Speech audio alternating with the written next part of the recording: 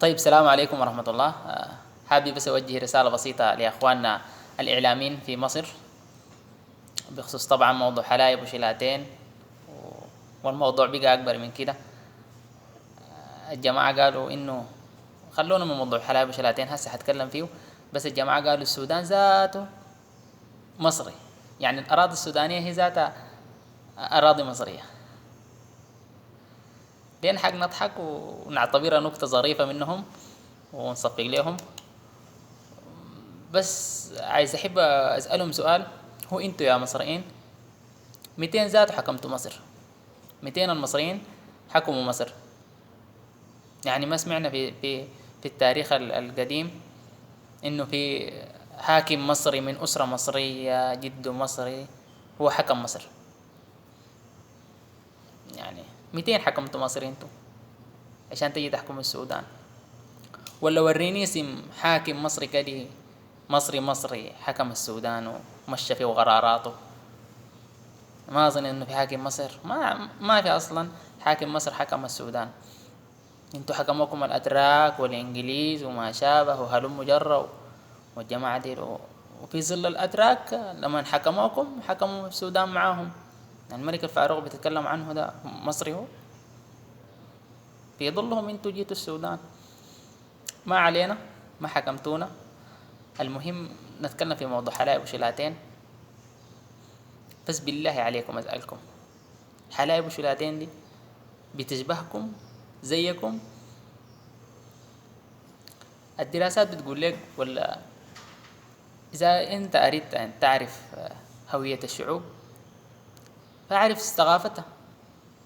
شوف الثقافة بتاعت الشعب هي شنو.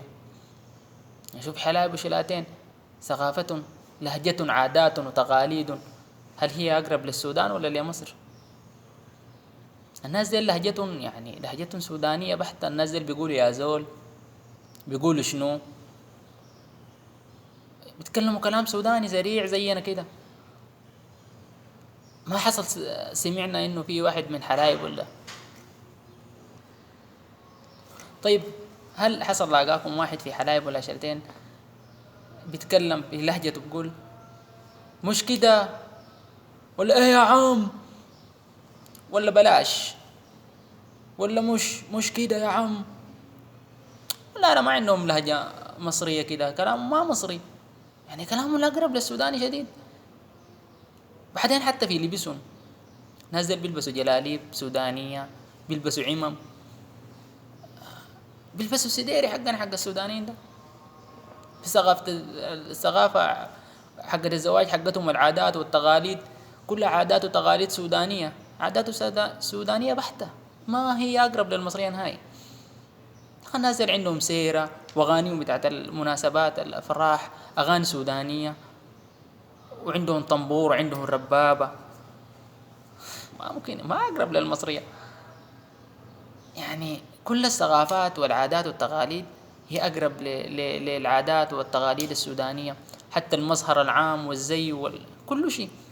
لو جبت الغاصي والداني من أي حتة في العالم وجيت قلت له غارم بين الناس ديل، هيقول لك يا أخي ديل سودانيين. لو خلاص جاملك بقول لك يا أخي والله ديل أقرب للسودانيين، ده لو جاملك.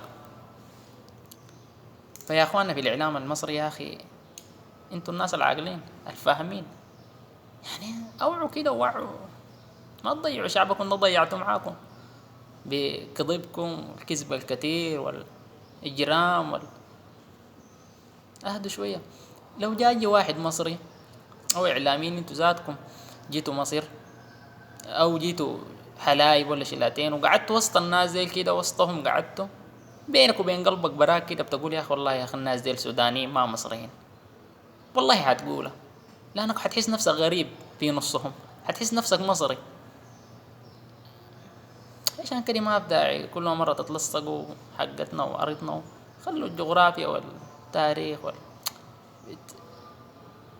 ناس زي السودانيين. وبعدين خلوا الإساءات والكلام الكثير وطوال إساءة. انتوا ما حصل قريتوا ولا سمعتوا انه الإناء الفارغ أكثر ضجيجا؟ الإناء الفارغ أكثر ضجيجا.